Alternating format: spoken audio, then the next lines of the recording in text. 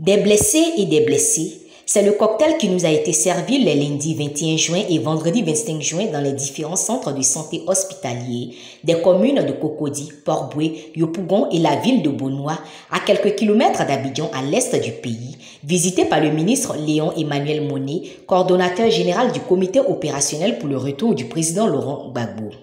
De la commune de Cocody à la commune de Yopougon en passant par la commune de Port-Bouët, ce lundi 21 juin, le ministre Léon Emmanuel Monnet et son équipe ont dénombré plusieurs blessés du fait de la barbarie des forces de défense et de sécurité de Côte d'Ivoire le 17 juin dernier, jour d'accueil du président Laurent Gbagbo. Nous avons autour de 142 blessés venus de toutes les communes. Port-Bouët a payé le plus lourd tribut parce que c'est à Port-Bouët que l'aéroport se trouve. Et donc, les gens, comme l'a dit le fédéral, ont été blessés par projectiles lacrymogènes, par balles réelles quelquefois. Ils ont été matraqués, ils ont été entaillés par coups de machette à tous les coins. Alors au total, on a 142 blessés reconnus. Parmi les 142, 98 sont des blessures légères, c'est-à-dire les éraflures, les contusions, les traumatismes légers, les entorses qui ne mettent pas en jeu un pronostic vital. Mais 44 autres ont eu des blessures assez sévères. Les 44 représentent 39% de cette population qui ont eu des blessures assez graves, qui ont nécessité qu'ils passent un séjour à l'hôpital. Ils ont été évacués, ils ont été traités. Certains sont sortis, mais d'autres sont restés. Et parmi les restés, ce sont les cas graves. Nous en avons au CHU de Cocody. Nous avons 2 cas graves, un traumatisme crânien que nous sommes allés visiter. Il y a un bébé de 23 mois, par ironie du sort, qui a respiré du gaz toxique, parce que les gaz lacrymogènes, les forces de l'ordre ont poursuivi les gens jusque dans leur maison. Et ce petit est en réanimation. Nous avons un qui a été éviscéré, les intestins dehors.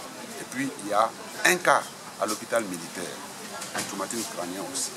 Donc, il y a 5 blessés graves jusqu'à ce jour qui sont dans les hôpitaux. Méprisés, gazés au gaz lacrymogène, les partisans et sympathisants du président Laurent Gbagbo n'ont pas eu accès à l'entrée de l'aéroport, ni même à la place Akwaba de Port-Bouët. Ils racontent le calvaire.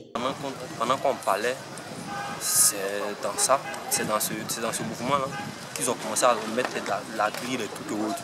Donc, la fumée était forte. Et mes camarades se sont retournés, ils ont replié. Quand ils ont replié, moi qui étais devant, il y avait un autre corps qui est venu derrière, venu fermer. Donc j'étais au milieu avec des cargos devant et des cargos derrière. Et ils m'ont encerclé.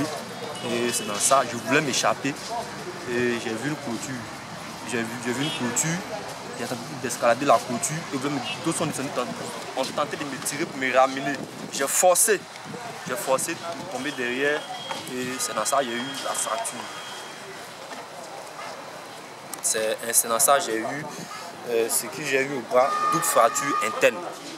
L'avant-bras gauche, il y a eu cette fracture, double fracture interne. Les os sont cassés, les 2 os sont cassés, double fracture interne de l'avant-bras gauche. Et quand je suis tombé derrière, ils ont continué à mettre encore de lacrymogène derrière la clôture, voilà, qui me fatiguait. Et j'ai mis du temps avant qu'une ambulance n'arrive me chercher pour m'évacuer. À l'hôpital de Véréwa, après m'avoir évacué sur Port-Bouët Centre. C'est dans ça que j'ai eu ça. Nous ne sommes pas partis dans une logique d'aller faire un bras de fer avec la gendarmerie, la police et l'armée. On ne s'attendait même pas à ça. Si on avait reçu un communiqué de la part du gouvernement qui nous dit officiellement qu'on ne veut pas voir personne, on ne veut pas voir quelqu'un à l'aéroport, on allait savoir comment on allait nous comporter. On n'a pas reçu de communiqué sur cette question. Aucun communiqué de la part du gouvernement qui dit qu'on ne veut pas voir les partisans et les militants de Laurent Gbagbo à l'aéroport. Aucun communiqué.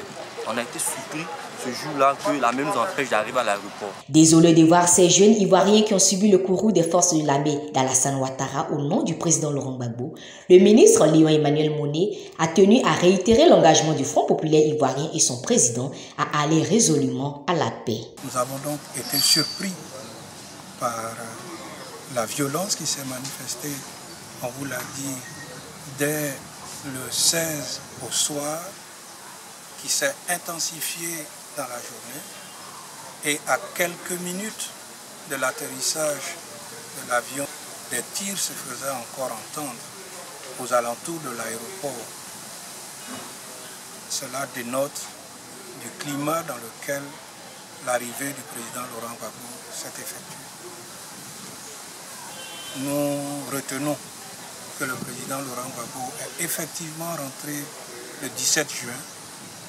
L'accueil a été, malgré toutes ces tentatives de sabotage, l'accueil a été triomphal.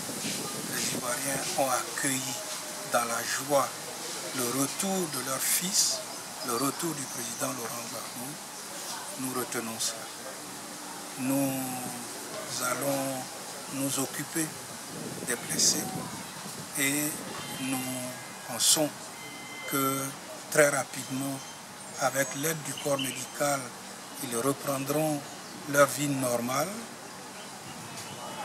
Beaucoup de nos jeunes sont également arrêtés.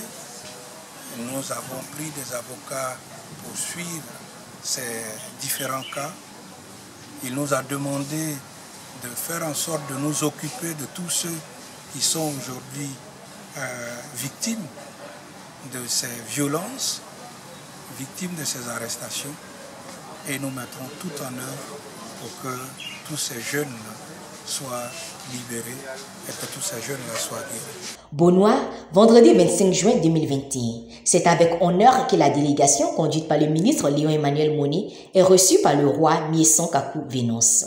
Après les civilités, place aux nouvelles. Nouvelles données par le chef de délégation qui, au nom du président Laurent Gbagbo, est venu s'enquérir de l'état de santé des patriotes ivoiriens qui se sont déplacés le 17 juin à Abidjan accueillir le président Laurent Gbagbo, habitants de Bonois parmi lesquels l'on dénombre 4 blessés. Heureux de recevoir la délégation, le roi Kakou Vénance Miésan, à son tour, a traduit sa reconnaissance au président du FPI qui se soucie et s'est toujours soucié du peuple abouré.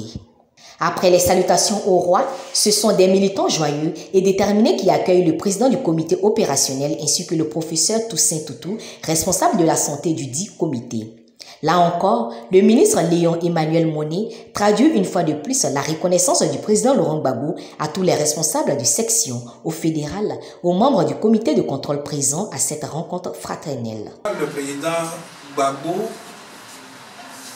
nous avait recommandé de faire en sorte que cette journée-là soit une journée de joie, une journée de retrouvailles, une journée qui nous permette d'entrevoir la réconciliation dans notre pays, une journée qui permette à la Côte d'Ivoire d'avancer. Et donc c'est ce que nous avons fait en tant que coordonnateur du comité opérationnel. Nous avons discuté avec les autorités pour que les conditions de retour là, soient des conditions qui se fassent de façon consensuelle. Et c'est fort de cela que nous avons demandé aux populations de venir en masse à Abidjan pour l'accueil du président Laurent Gbagbo. Et je sais que Bonois a dû se déplacer massivement. C'est dans une joie des lendemains meilleurs avec le président Laurent Gbagbo et la détermination de voir une démocratisation réelle en Côte d'Ivoire que s'est terminée la visite de compassion du comité opérationnel pour le retour du président Laurent Gbagbo aux blessés du 17 juin dernier.